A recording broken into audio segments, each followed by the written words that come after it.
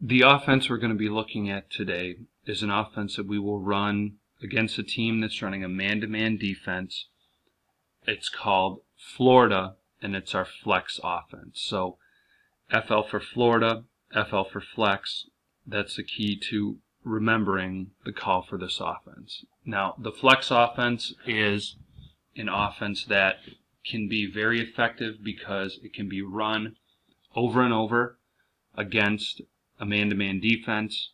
It just repeats itself, but it requires that all 5 players on the floor know the entire offense and know every job within the offense, because the assignment that they have the first time through the offense, the first pass, the first cut, is not going to be the same job that they have the second or third time through. So it's very important that you got 5 players on the floor who know the offense and could start it from any of the positions within the offense.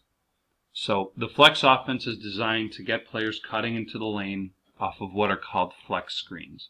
And now flex screens are set near the baseline short corner area, and they're meant to get players cutting into the lane off of them for either a layup or a short jump shot. Flex offense also allows for open jumper or three-point opportunities near the top of the key, the lane line extended. There are obviously other shots that can be available. There are other wrinkles you can add into the offense, but the layup or short jumper into the lane off of the flex screen and the three-point attempt near the top of the key are the 2 shots that are just sort of built into the movement of the offense. So there are 4 basic movements in the flex offense, and these 4 movements repeat themselves over and over until we can get a good open shot. Now, the 4 movements in the flex offense in the order that they're run are pass across, flex screen, screen the screener, and pop out. And those 4 movements are the core of the flex offense. So if players can remember the 4 movements and the order that they are followed in the offense, as well as when it's their turn to complete one of those movements, that's what's really required to make the offense run smoothly and effectively.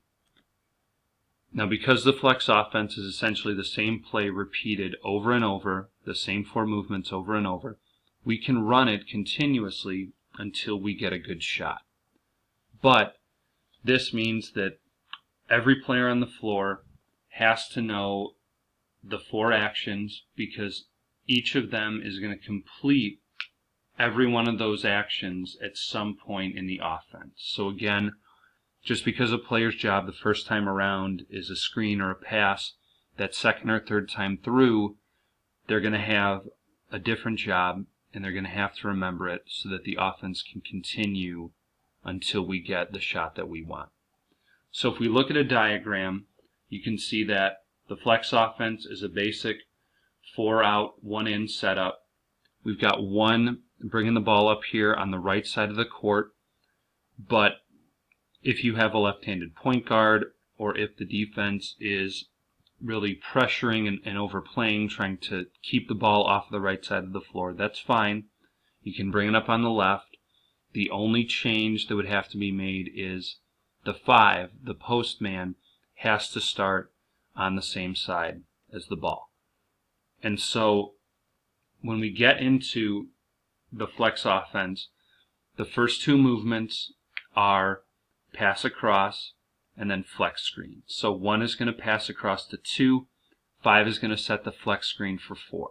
And it's 4's job, and every player who's cutting off of a flex screen's job, to read the screen and read their defender. If their defender is playing them very high, then the correct way to cut off of the flex screen would be to jab high and then cut low on the baseline side of the screen and sort of circle into the lane looking for the pass and the layup.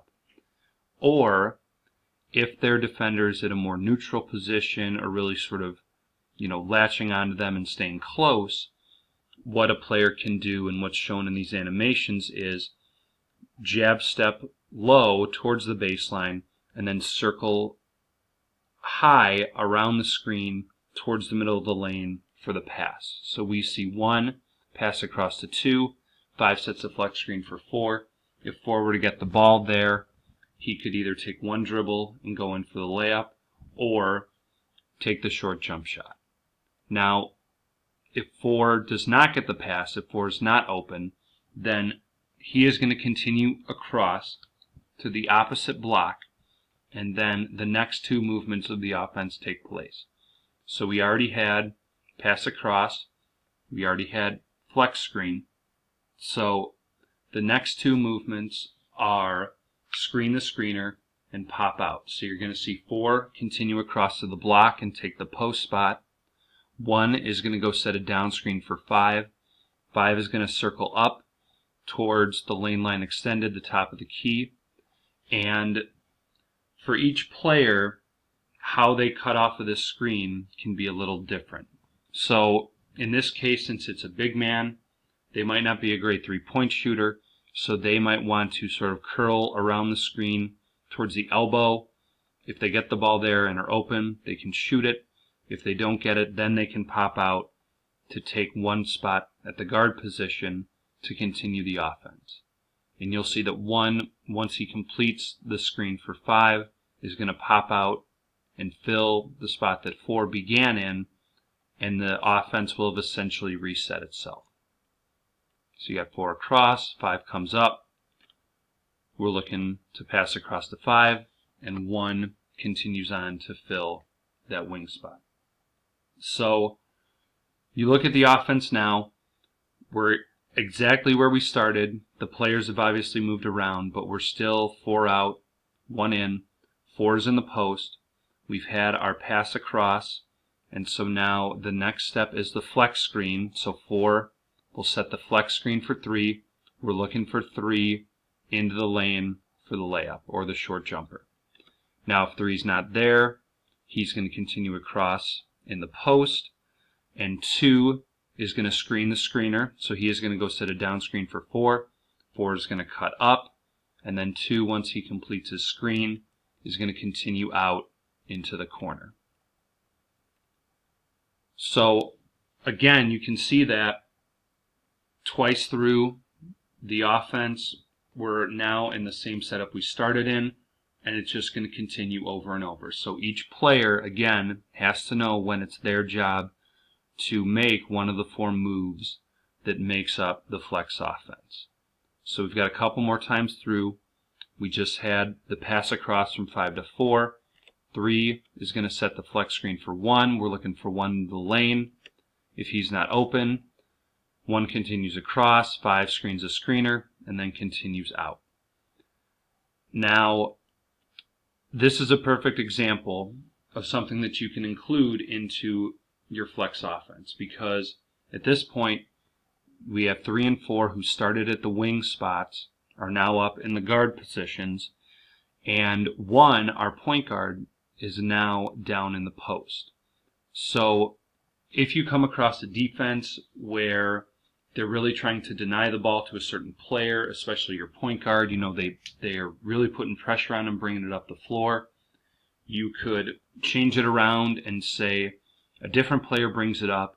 And for example here, 1 starting in the post, you know that after 1 sets a flex screen for 2, because we've already had the pass across, he's going to get the down screen from 4 and is going to be circling up for a 3-point shot. So this is something to where if you have a certain player that you want to get a 3-point look early, you can start them in the post, and you'll see that after they set the screen, we look for 2, but if he's not open, that player is going to come up and be getting the ball at the lane line extended or the top of the key for a 3-point look. So that's just something that you can change up during a game. You have a certain call for a certain player to start in the post if you want to get them a look for 3 early on in the offense.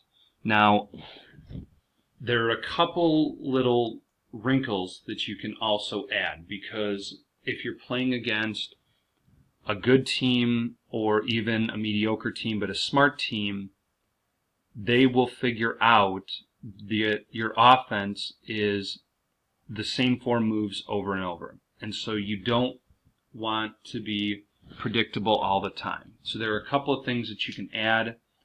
You could have a call for them, or players on the floor can just look for them in the flow of the game that can keep the offense somewhat unpredictable and give you a couple different looks besides just the layup off of the flex screen or the three-pointer or jumper at the lane line extended or top of the key. So here, for example, we went back 1 animation. We see 2 came off the flex screen, wasn't open. He's continued to the post. 4 set the down screen for 1, coming up to the top of the key. Now, 1, if he feels that his man is trailing him off of the screen, or if he's matched up against a player who he can beat off the dribble, one thing that 1 or any player who's coming off of that down screen can do is catch, shot fake if you need to, but then dribble drive into the lane, either left or right. And so then obviously, as that player were to dribble drive into the lane, if 2's man or 4's man were to come help or try and double team, he could drop it off to 2 for the layup and the block, or kick it to 4 for the corner jumper. So this is just something that for your players who are good on the dribble drive can look for within the offense when they get that down screen especially. Now the other look that you can also have that's not 100% built into the offense but can occur during a game or if you have a special call is we've gone back 1 animation again. We know that 2 just came off of the flex screen from 1.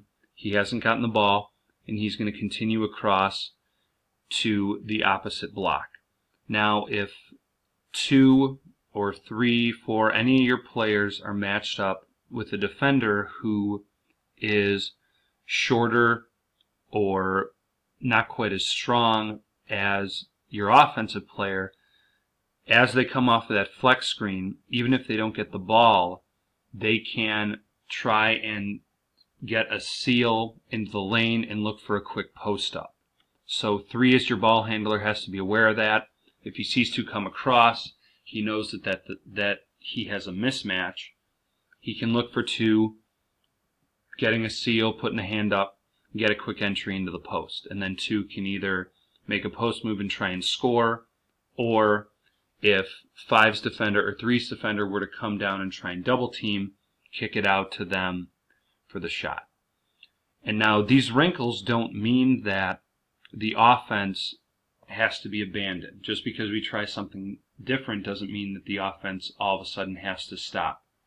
Because in this example, if 2 were to get the ball into the post, the shot's not there for whatever reason, to get back into the flow of the offense, all 2 would have to do is kick it back out to 3. And then now we're at the point where 3's got the ball, and we can essentially restart. He would pass across to 1, and 2 would turn and set the flex screen for 5.